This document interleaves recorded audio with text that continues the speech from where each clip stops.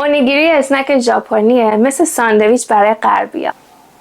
Come on in, the kitchen's bright, cooking joy from day to night. Every dish a tasty song, let's cook together, come along, bang, bang.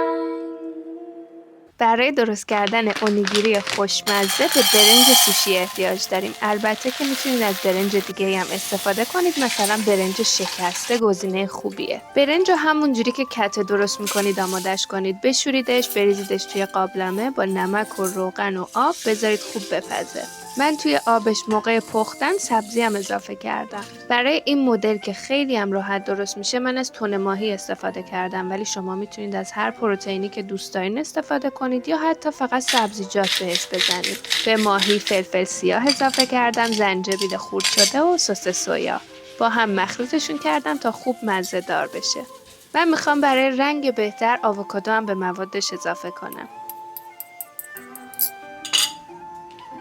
برنجی که دیگه آماده شده رو میذاریم خوب خنک بشه.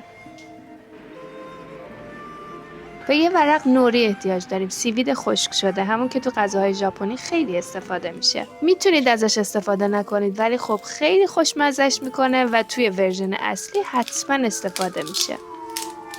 خطایی که میتونید برش بزنید ورقای نوری رو روش مشخصه. از همونجا من اینا رو 3 قسمت کردم که بتونم 3 تا اونیگیری درست کنم. من قالب مخصوص اونیگیری دارم ولی این کار رو راحت میتونید توی دستتونم انجام بدین، نیازی به قالب نداره. حتما یک کاسه آبم کنار دستتون بذارین، برای اینکه باید نوک انگشتاتون رو یک کمی خیس کنید که برنج به دستتون نچسبه. یک کمی برنج توی ظرف میریزیم. من روش آووکادو گذاشتم، لیمو ریختم روش، ماهی رو اضافه کردم، دوباره برنج رو قالب زدم. همین کارو میتونید توی دستتونم انجام بدین، پس حتما نیازی به قالب نیست. پس نحوه درست کردنش هم دیدین که چقدر راحته. این مدلی هم که من دارم درست میکنم خیلی طعم سبزی پلو با ماهی میده، برای اینکه تو برنجش هم یکم سبزی ریختم، خیلی خوشمزه شد. اون برگ سیویدی که دورش میپیچین واقعا بهش یه طعم فوق العاده ای میده. اینجا هم حتما باید نوک انگشتتون رو خیس کنید که برنج به دستتون نچسبه، بلندش کنید و دورش یه ورق سیوید بپیچین. این ورق نوری کاملا به اون برنج میچسبه و مثل یه ساندویچ میشه.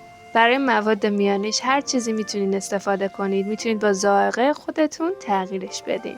توی کامنت برام بنویسید که به نظر شما مواد میانیش چی میتونه باشه و چه تنوعی میشه بهش داد. شما هم از خلاقیت خودتون استفاده کنین و یه اونیگیری جدید درست کنید. نوش جونتون.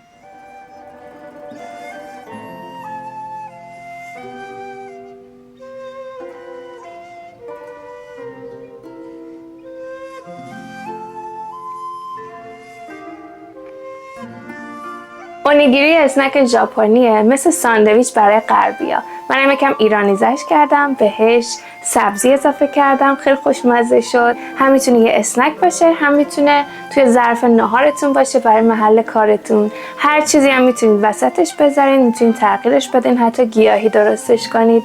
امیدوارم شما هم درستش کنید، لذتش رو ببرید. خیلی خوشمزه است. همونطور هم که دیدین خیلی راحت درست میشه.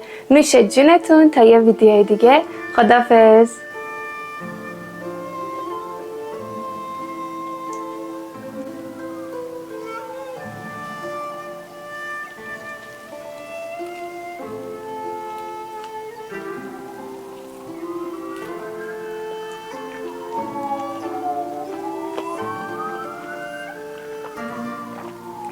به به.